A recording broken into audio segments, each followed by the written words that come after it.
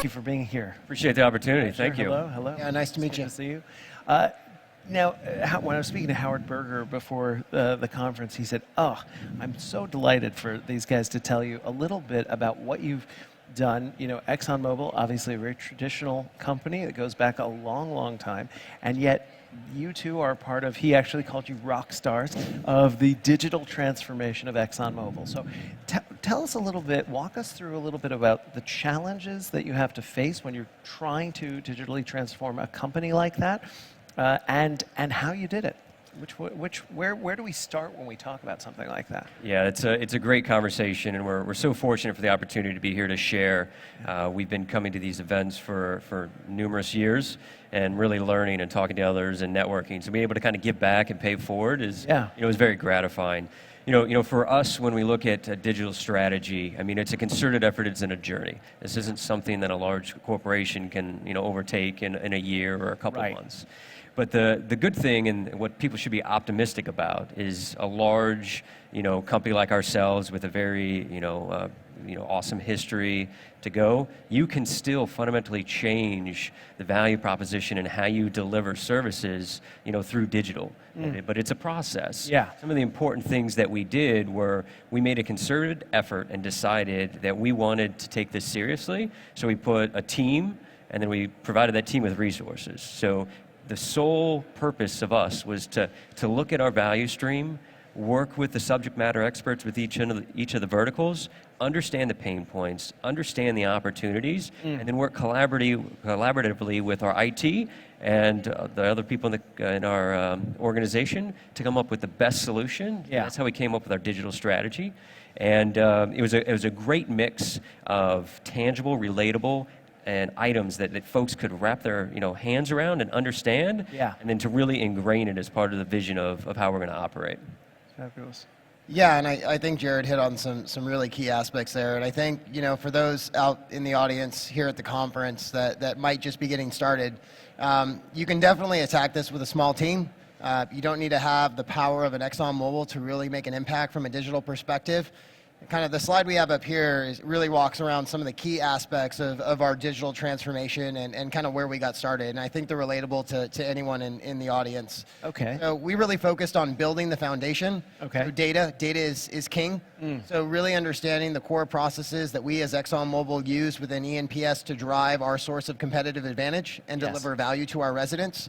The second component that I'd like to hit on is really around... Now, if I may. Yeah, so sure. When you're talking about data, specifically what kinds of data are we talking about? So for us, managing space is one of our primary concerns, and managing the resident experience. So we've got our space data, utilization data, occupancy data, of course all of our work order data, our asset data, things that impact the overall experience for that resident. So, I mean, we've only got a few minutes here. I can go on and on about the amount of data that we No, I just wanted to get an idea of what we were discussing. And then getting a handle on that is really important. And then where do you go from there? I think the second key aspect was the approach that we took. So very centered on user experience and user-centered design.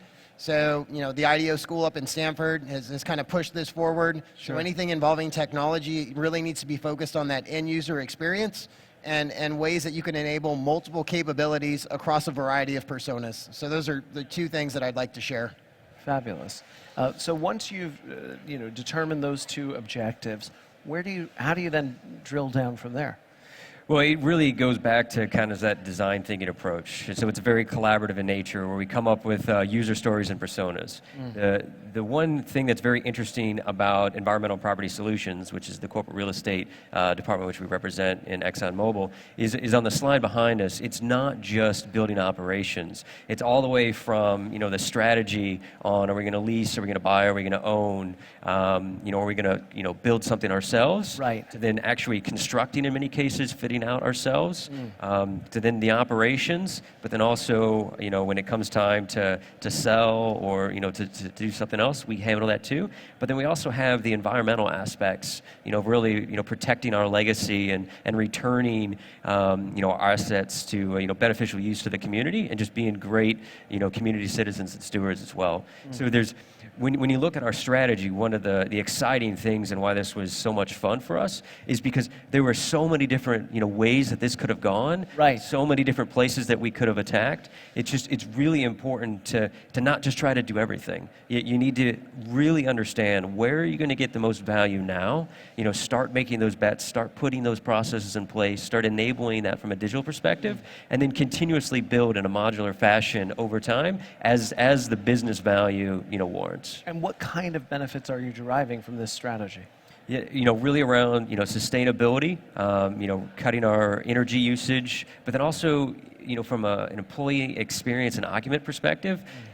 It's really important to understand just a comfortable space in terms of just climate makes such a fundamental difference Sure. in how productive you are. I mean, if your fingers are cold or if you're really warm, I mean that's distracting and, Yeah. and you can't focus on what we really need you to be focused on. I mean, we've been having guests up here talk about sensors of CO2 and realizing that those conference rooms get full and people just get lightheaded. So just really focusing on your users, it sounds like that's the emphasis.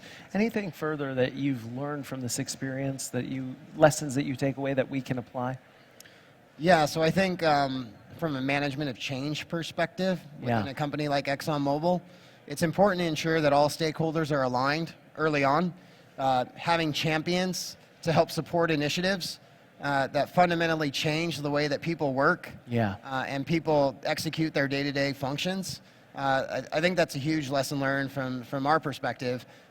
Also, it's very important to have advocates and champions outside of your organization. So in a company like ExxonMobil, we've aligned very well with some of our different lines of business, and I think that's helped to raise the profile of the work that we've been doing in our E&PS organization.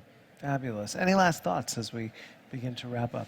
Yeah, I think you mentioned it in the beginning. This can be overwhelming at first. You come onto the showroom floor, you walk in, you see all these vendors, all these options. Where do I start? It's one of the great things that we did is first we sat down and understood what is the current state of our business. What systems do we have out there? What is the inventory? Centralize that into one group. That way we could get a handle on what initiatives are going, where are we spending money, and then how does that relate to the strategy that we're putting in place to ensure that the effort that we're putting forward is really advancing the strategic value that we're trying to achieve, and just focusing everyone on that common goal, that common vision is incredibly important. Well, thank you for being part of the architecture of ExxonMobil's digital transformation and for helping to lead the way for us. Jared, Charles, thank you guys very much. Appreciate it. Thank you so much. Thank you.